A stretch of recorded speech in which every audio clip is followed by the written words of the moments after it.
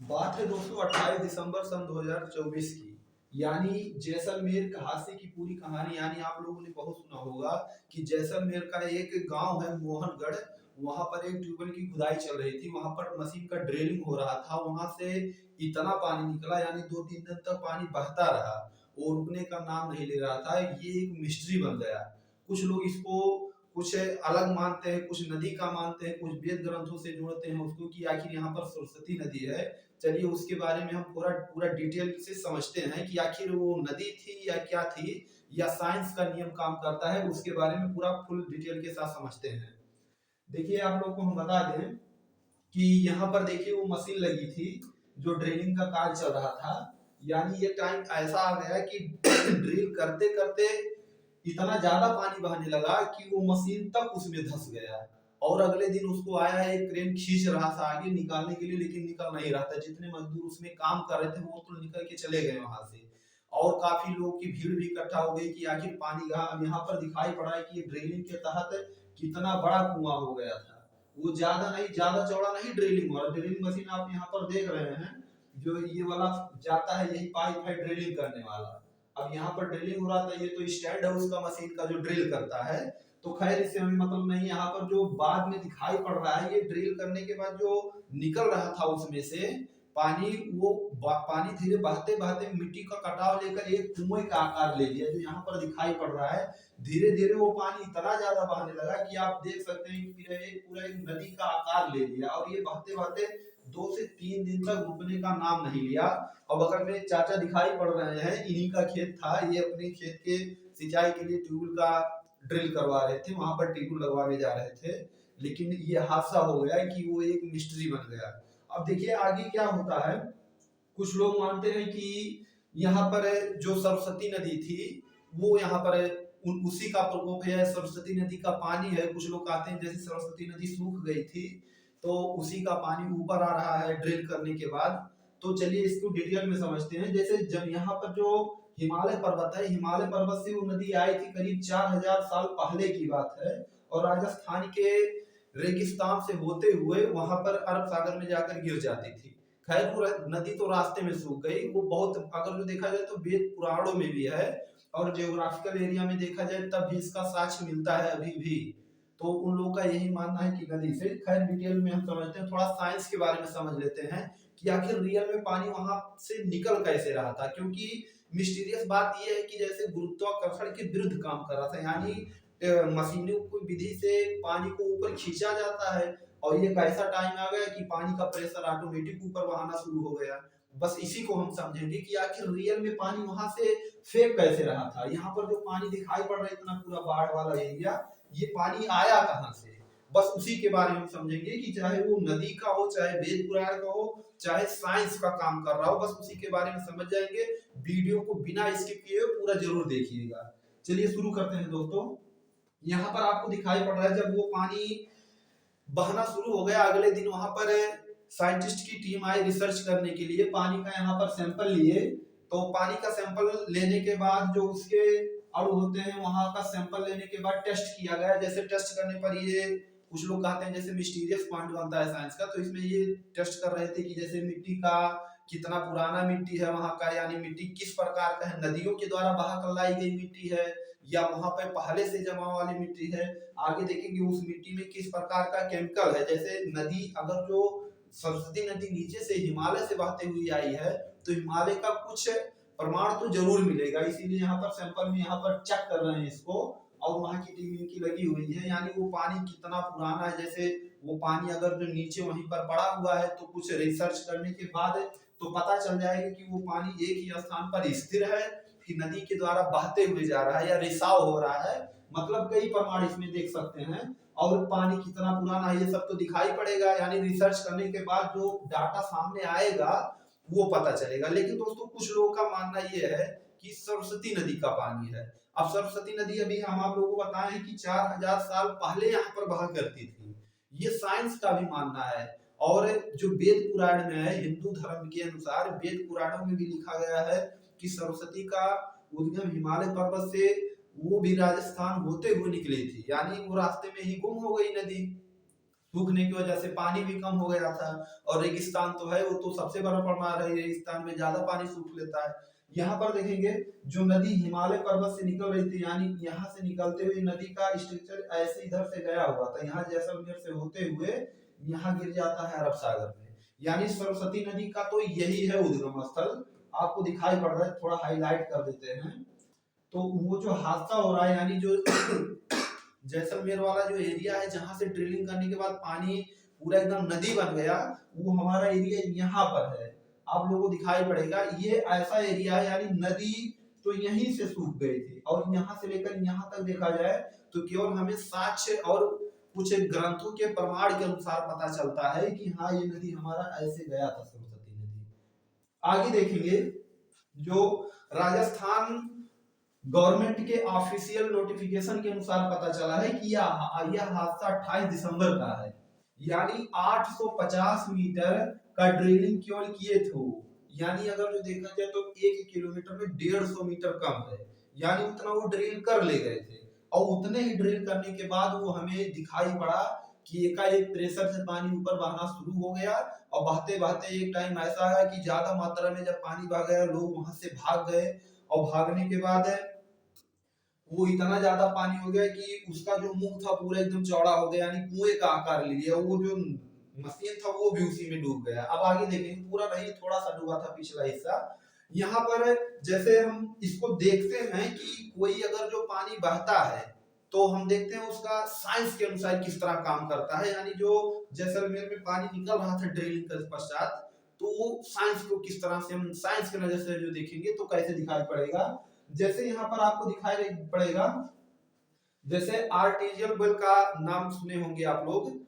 कुछ वैज्ञानिक का मानना है यहाँ पर आर्टिजियल वेल था, यानी कुएं का एक स्रोत पाया गया। कुएं का ये कुआं किस तरह होता है, जैसे कोई अगर जो ऊंचा स्थान है, ऊंचे स्थान के नीचे अगर जो दबा हुआ हिस्सा है, और ऐसे ही स्थान पर जब थोड़ा खोखला हिस्सा रहेगा बीच में, इसी को बोला जाता है आर्टिजियल वेल। तो यहाँ पर पानी इकट्ठा रहेगा। अगर जो मशीन से हमें निकालना होगा ये पानी, तो ऊपर वाले स्थान पर अगर जो हम मशीन लगाएंगे, यानी ड्रिल करेंगे या नलकूप हैंडपंप किसी भी सहायता से निकालेंगे, तो ये तो हमारा यहाँ से निकालेंगे तो मशीन के आधुनिक यंत्रों के द्वारा ऊपर खींचेंगे, यानी गुरुत्वाकर्षण के विरुद्ध बल लगाना पड़ेगा, तब तो हमारा ये पानी ऊपर चला जाएगा। और ये जो बीच वाला पानी अगर यहाँ पर हम ड्रिल करेंगे, तो ड्रिल करने के बाद ये पानी का प्रेशर पड़ेगा, दबाव इधर और इसका दबाव इधर पड़ेगा, तो ऑटोमेटिक ये पानी निकलना शुरू हो जाएगा। तो चलिए इससे अगर जो देखिए कि पानी कोई आखिर चाहे वो पाइप हो या जमीन हो, किसी भी जगह से वो पानी गुरुत्वाकर्षण के विरुद्ध ऊपर कैसे फेंकेगा, इसके बारे में हम थोड़ा फिजिक्स के बारे में समझ लेते हैं। जैसे यहाँ पर दिखाई पड़ रहा है कि गार्डन वार्डन में ज्यादातर फव्वारे के रूप में लगाया जाता है, तो वो फव्वारे में मशीन नहीं दिखाई पड़ता, लेकिन ऐसे कंडीशन में बहुत आप लोग देखे होंगे। देखिए इसका रीजन क्या है, हम इसके बारे में बता रहे हैं। जैसे हम पानी के 2 टैंक्स ले लेते हैं, एक टैंक में पूरा पानी भर देते हैं, जैसे आपको यहाँ पर दिखाई पड़ेगा, एक टैंक में हम पूरा पानी भर लेते हैं। ये वाला टैंक जो है, यहाँ पर हम इसमें पूरा पानी भर लेते हैं। अब इसमें पानी में भर लेते हैं, ये टैंक पूरा खाली रहेगा, और इस टैंक को अगर जो नीचे से हम इस टैंक में जोड़ दें, ऐड कर दें अगर जो, तो हमको क्या दिखाई पड़ेगा, ये पानी तब तक इसमें बहता हुआ आएगा जब तक इसका लेवल इसके बराबर नहीं हो जाएगा। पानी का लेवल यानी इसके बराबर ना जब तक हो जाए तब तक ये पानी बहता रहेगा, यानी ये पानी तब तक बहता रहेगा। लगभग अगर ये फुल भरा हुआ है, नीचे हम होल कर देंगे इसमें कनेक्ट करके, तो ये पानी आधा हो जाएगा और इधर भी पानी आधा हो जाएगा।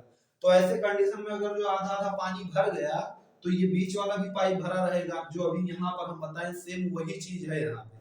अब यहाँ पर अगले हम पॉइंट में देखेंगे, यहाँ पर दिखाई पड़ रहा है कि जब वो टैंक पानी से आधा आधा भर गया दोनों, यानी इक्वल जब तक नहीं हो जाएंगे वहां का लेवल, तब तक पानी ये बहता रहेगा, इधर उधर ट्रांसफर होता रहेगा। आप लोग खेत में भी देखे होंगे कि एक खेत में अगर जो पानी ज्यादा भरा है दूसरे में कम भरा है, तो जो मेड़ को काट देंगे, तो जब तक पानी लेवल नहीं हो जाएगा तब तक पानी एक उधर उधर जाता रहेगा, यानी जिसमें कम रहेगा उसमें जाता रहेगा। तो देखिए जब टैंक में पानी भर गया दोनों में, तो ये बीच वाले में, जैसे हम अभी यहाँ पर बताए आप लोगों को कि दोनों टैंकों को आपस में कनेक्ट कर दिए। अब यहाँ पर दोनों टैंकों को कनेक्ट करने के बाद हमको दिखाई पड़ा दोनों का पानी एक लेवल हो गया, जैसे यहाँ पर दिखाई पड़ रहा है। सेम उसी को हम प्रैक्टिकल करके बता रहे हैं कि ये पानी अगर जो लेवल बराबर हो गया तो बीच में ड्रिल करके अगर जो एक पाइप हम लगा दिए तो बिना बिना गुरुत्वाकर्षण बल के या बिना किसी मशीन की सहायता से ये पानी ऊपर फेंकना शुरू हो जाएगा, जैसे आपको यहाँ पर दिखाई पड़ रहा है।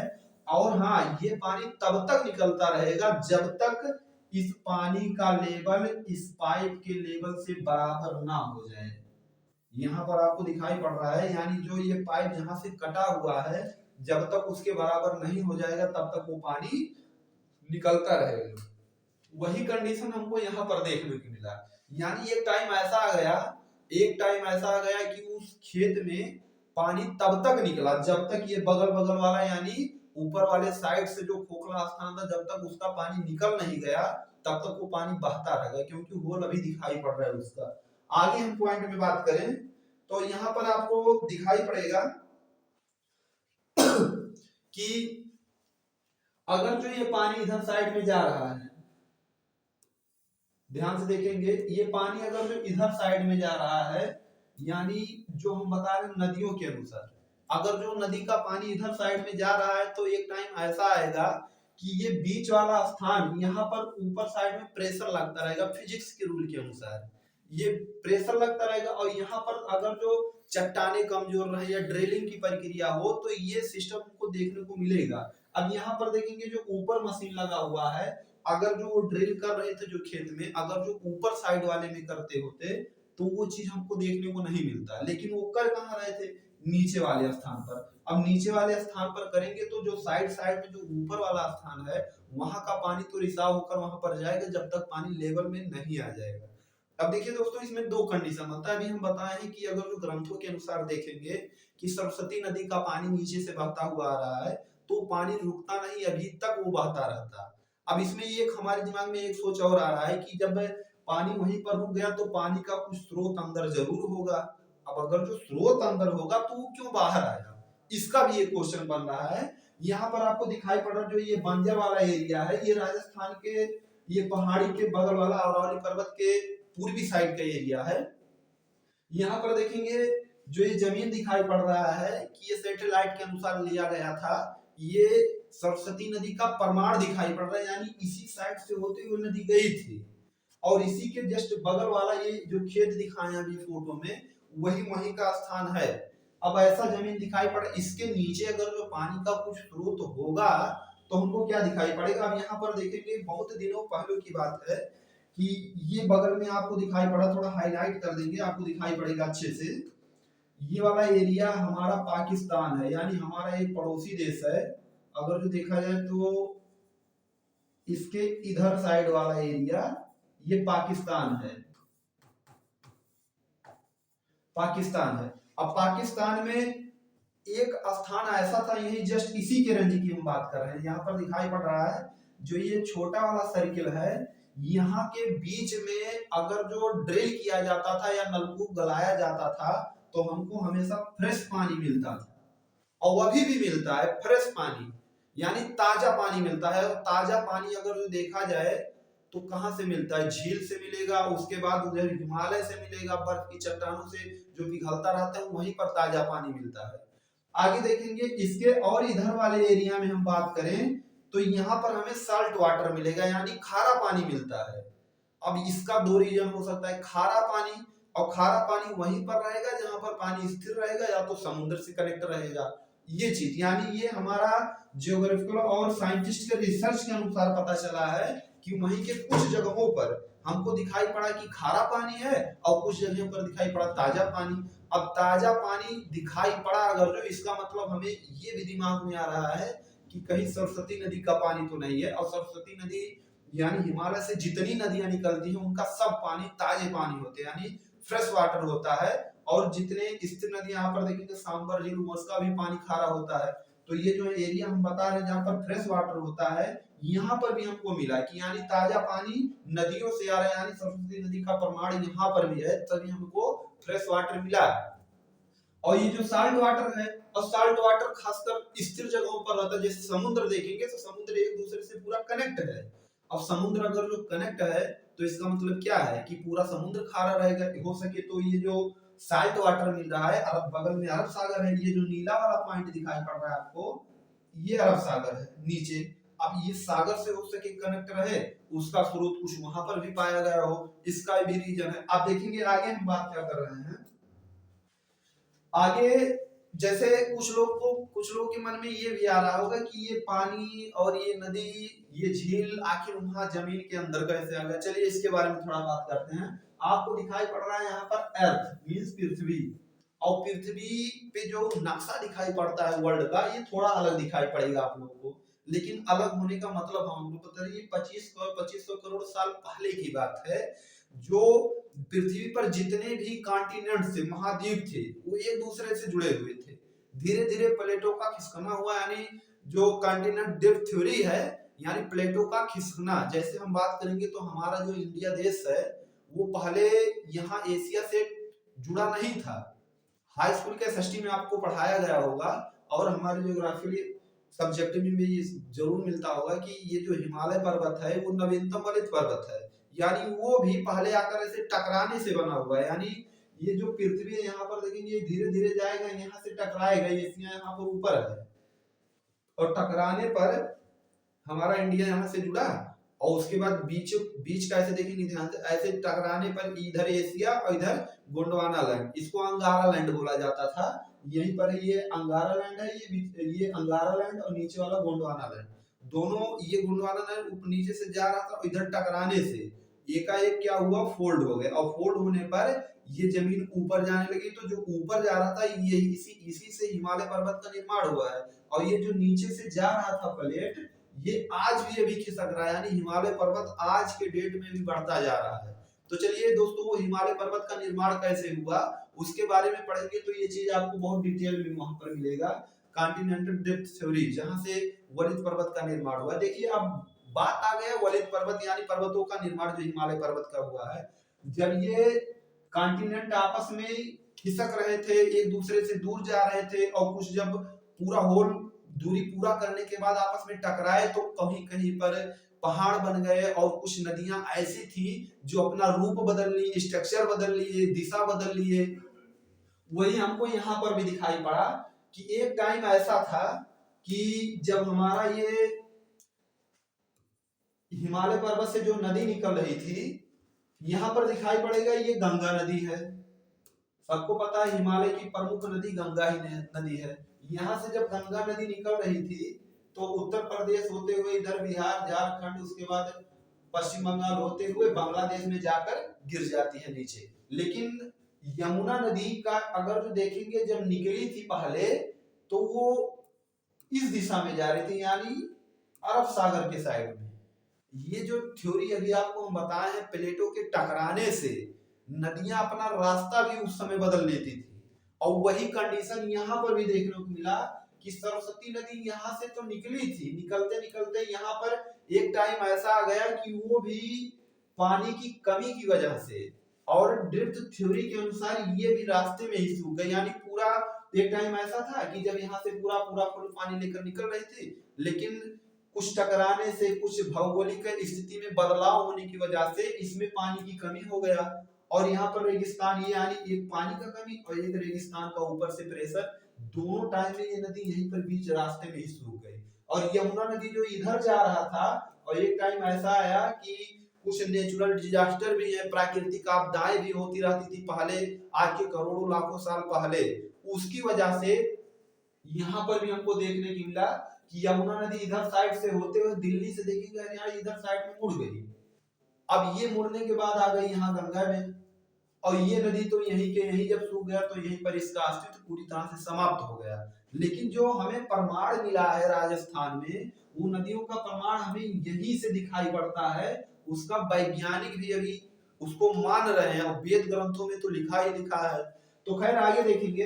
अब ये तो वेद ग्रंथों का, ये साइंस का रूल बता दिए हम। अब यहाँ पर देखेंगे एक और उसका वो हो सकता है कि पानी क्यों बहा रहा है।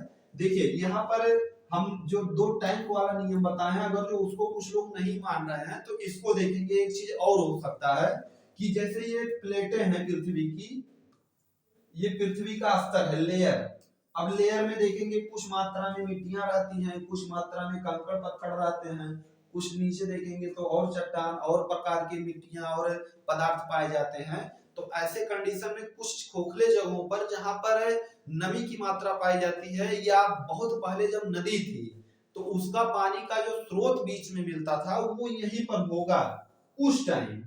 अब ऐसे कंडीशन में क्या हुआ, जब चट्टाने और या ड्रिफ्ट जब हुई एक दूसरे से तो प्रेशर पड़ा, और प्रेशर की वजह से वो पानी का रास्ता और कहीं नहीं बना। जो गैसे जो ज्वालामुखी विस्फोट होता है वो भी इसी कंडीशन से होता है। ज्वालामुखी जब विस्फोट होता है तो जैसे ज्वालामुखी यही है, और ऊपर देखेंगे तो यहाँ पर जब प्लेटें दोनों सटी रहती हैं तो नीचे से जो मैग्मा रहता है, जब उसका ज्यादा ज्वलनशील होता है, पृथ्वी की जब चट्टानें एक दूसरे से खसकती है तो जहां पर जगह बढ़ता है वहीं से निकलता है।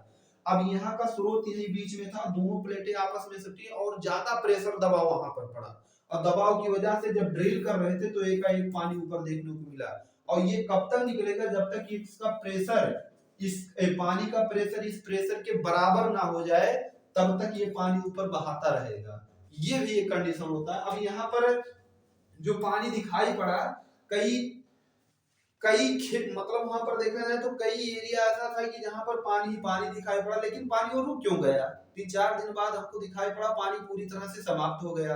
अब उसका यही तो रीजन हो सकता है जो अभी दो हम बताए हैं साइंस के अनुसार, जब दो जगहों पर पानी जब तक लेवल ना हो जाए ये बीच वाला पानी के बराबर, तब तक ये पानी बहता रहेगा। और ये भी फार्मूला, ये भी साइंस उसी टेक्निक पे बोलता है कि जब तक प्रेशर इसका इस पानी पर पड़ेगा खोखले स्थान पर, तब तक ये पानी निकलता रहेगा, और जब इसका प्रेशर, ये चट्टानों का प्रेशर नॉर्मल हो जाएगा, बराबर हो जाएगा, तब उसी टाइम ये पानी बंद हो जाएगा। वही कंडीशन हमें यहाँ पर देखने को मिला, और एक टाइम ऐसा आ गया कि पानी पूरी तरह से बंद हो गया, आपको दिखाई पड़ रहा है। अब ये पानी बंद हो गया, ये मशीन भी इसी में डूब गया है, दिखाई पड़ रहा है कि इससे आप लोग उम्मीद लगा सकते हैं कि कितना खराब हादसा था उस समय। जो अंकल जी थे अभी जिनका फोटो दिखा है, उनके ऊपर क्या बीत रहा होगा इस खेत के बारे में, क्योंकि गवर्नमेंट अभी इस पर रिसर्च करेगी और कुछ चीजों का पता चलेगा कि क्या ये मिस्टीरियस है, या वैदिक पुराण नदी का प्रकोप है, या साइंस का कोई टेक्नोलॉजी काम कर रहा है। मीन्स कई चीजें हैं, लेकिन अगर देखा जाए तो मुख्य रूप से यही दो चीजें हैं जिसकी वजह से पानी निकल रहा है। अब आगे पॉइंट में हम बात करेंगे कि दोस्तों ये कोई पहला हादसा नहीं है राजस्थान का। राजस्थान का पहला हादसा नहीं, यहाँ पर आपको दिखाई पड़ रहा है कि राजस्थान का एक एरिया है जहां पर लगभग 1.5 बीघा जमीन 70 फीट तक नीचे धंस गया। ये जो एरिया दिखाई पड़ा आप लोग न्यूज में बहुत देखे होंगे, उस टाइम बहुत जोरों शोर से चल रहा था। सोशल मीडिया में आजकल लगभग हर लोग के पास है, लोग पहुंच जाता है लोगों के पास, और लोग देख भी रहते हैं कि यानी 70 फीट, यानी एक हिसाब से देखा जाए तो बहुत बड़ी बात है। 70 फीट जमीन धंस गया था नीचे। और राजस्थान में एक जिला, एक स्थान और है, यहाँ पर देखेंगे बीकानेर में, यहाँ पर बच्चे कुछ लोग स्कूल जा रहे हैं, और जाते टाइम उनको दिखाई पड़ा कि जो कच्चा रास्ता था, ऐसा नहीं है ना खेत है ना रोड है ना कोई नदी वदी है, ऐसा भी रास्ता नहीं है, बच्चों के लिए, गांव वालों के लिए आने जाने का एक रास्ता था, एकाएक पता चला वो रास्ता भी नीचे बैठ गया। और हाँ, जो अभी आप लोग को एक पॉइंट और यहाँ पर हम बताए हैं कि ये वाला एरिया जब तक ये पानी पूरा निकल जाएगा, और कुछ जगहों पर गैसें भी होती हैं पृथ्वी के नीचे का, तमाम प्रकार की गैसें पाई जाती हैं, और गैस जब निकल जाता है या पानी निकल जाएगा तो वो स्थान खोखला हो जाता है। और खोखला होने के जो ऊपर वाली चट्टानी मिट्टी का परत जब थोड़ा नम होता है, लचीला आ जाता है, लचीलापन, तो एकाएक ये जमीन के नीचे वो बैठ जाता है। तो ये कंडीशन हमको यहाँ पर दिखाई पड़ा, जो अभी आपको दिखा रहे हैं कि जमीन एकाएक धंस गया, गड्ढा हो गया बड़ा सा। बस रीजन वही है कि यानी गैस का ऊपर निकलना खोखले स्थान को पूरा भरने के लिए वहां का जमीन एकाएक बैठ गया। ये राजस्थान में आप लोग लगभग देखा जाए तो हर साल 6 महीने में दिखाई पड़ता है। यहाँ पर दिखाई पड़ा जनवरी 2021 की बात है। ये नेशनल हाईवे है, यानी 4 लाइन का, 2 लाइन इधर और 2 लाइन इधर, और दोनों लाइन के बीच में यानी आप लोगों को दिखाई पड़ेगा कि जब रोड बनता है तो उस पर हाईवी प्रेशर वाले रोलर चलाए जाते हैं। उस टाइम तो नहीं धंसा जब रोलर चल रहा था, और कई गाड़ियां आ जा रही थी, ऐसा भी नहीं कि रोड नया नया बन रहा है उस टाइम धंस गया। रोड पर काफी गाड़ियां भी चल रही थी। एक टाइम ऐसा आएगा कि बीचों बीच रोड टूट कर बीच में धंस गया। एक टेम्पू वाला भी है, इसमें आपको स्पष्ट नहीं दिखाई पड़ेगा। टेम्पो वाला बेचारा वो भी जा रहा था, काफी ट्रक और काफी बड़े बड़े वाहन गुजरे लेकिन उनसे नहीं धंसा। एक टेम्पो वाला बेचारा जा रहा था, वो लिए लिए उसी में धंस गया। अब उसके ऊपर क्या बीत रहा हो। यानी ये राजस्थान में ऐसी ऐसी घटनाएं बहुत दिखाई पड़ रही है। अब जो पानी निकल गया जहां से पूरा, वो भी स्थान खोखला हो गया। तो आने वाले लगभग कुछ दिनों के अंदर 100 साल के अंदर 10 साल 15 साल, मतलब जैसा वहां लचीलापन आया उस मिट्टी में, वहां का भी जमीन एक दिन जरूर धसेगा। ये वैज्ञानिक अनुसंधान के अनुसार पता चलेगा। अब यहाँ पर जैसे जो कुछ लोग का मानना था कि बताए हैं भी कि वैज्ञानिक के साक्ष्य के अनुसार या सैटेलाइट के अनुसार जब देखा गया कि सरस्वती नदी का साक्ष्य हमें यहाँ पर मिलता है, तो यहाँ पर देखेंगे ये अमृतसर लाहौर ये पंजाब का हिस्सा है। अब यहाँ पर आपको दिखाई पड़ेगा सतलुज, यहाँ से नदी निकलती है, ग्रीन वाला लाइन यही है हमारा। यहाँ से सरस्वती निकलते हुए सरस्वती नदी यहाँ तक इसके साक्ष्य दिखाई पड़ रहे हैं। यहाँ से होते हुए यहाँ पर अरब सागर में गिर जाती है। ये तो बगल वाला पंजाब की 5 नदियां हैं जो आपको दिखाई पड़ रही है, झेलम, चिनाब, रावी, सतलज, ये पेशावर वहां का हिस्सा, इस्लामाबाद ये तो पाकिस्तान का है। यानी ये नदियां तो नीली वाली नदियां तो पंजाब की 5 नदियां आज भी वो हैं। इसका पानी डिस्ट्रीब्यूट हुआ है इंडिया पाकिस्तान में। मिठानकोटी वाला स्थान है जहां पर सभी नदियों का संगम होता है। अब यहाँ पर देखेंगे जो ये ग्रीन वाला लाइन अभी आपको हम बताए हैं, यही सरस्वती नदी, इसी का प्रमाण यहीं से मिलता है। यानी ये नदी यहीं से होते हुए यहाँ तक आया हुआ है। अब यहाँ पर आया और वो जो हादसा हुआ है आपको यहाँ पर दिखाई पड़ेगा, यानी इस वाले एरिया में। इसी वजह से लोग अनुमान अपना अपना मत दे रहे हैं कि हाँ सरस्वती नदी हो सकती है या कुछ और हो सकता है। तो ये हादसा यही हुआ है। और सरस्वती नदी का नाम इसलिए ले रहे हैं कि उस नदी का स्ट्रक्चर अगर वे देखेंगे तो उसका प्रमाण इस स्थान पर भी मिलता है। इसीलिए वो लोग बता रहे हैं कि सरस्वती नदी का है या मिस्टीरियस कुछ पॉइंट बना हुआ है। लेकिन दोस्तों हैरानी की कोई बात नहीं है, बस जितना बता दिया उसी में से कोई है। और बाकी आगे तो वैज्ञानिक रिसर्च के अनुसार तो पता चलेगा। आपको यहाँ पर दिखाई पड़ रहा है 2025 का महाकुंभ मेला, जो पूरे विश्व का सबसे बड़ा मेला लगने जा रहा है इलाहाबाद में। 4 जगहों पर मिलता है, तो इलाहाबाद का सीन आपको दिखाई पड़ेगा। यानी 2025 का कुंभ मेला हमारे लिए कितना इंपॉर्टेंट है, इसकी क्या खासियत है और इसमें क्या नया चीज होगा, इसके बारे में पूरा फुल डिटेल में वीडियो आपको मिल जाएगा हमारे चैनल पर। और वीडियो अच्छा लगे तो वीडियो को लाइक करने के साथ साथ चैनल को जरूर सब्सक्राइब कीजिएगा। पूरा वीडियो देखने के लिए बहुत बहुत धन्यवाद।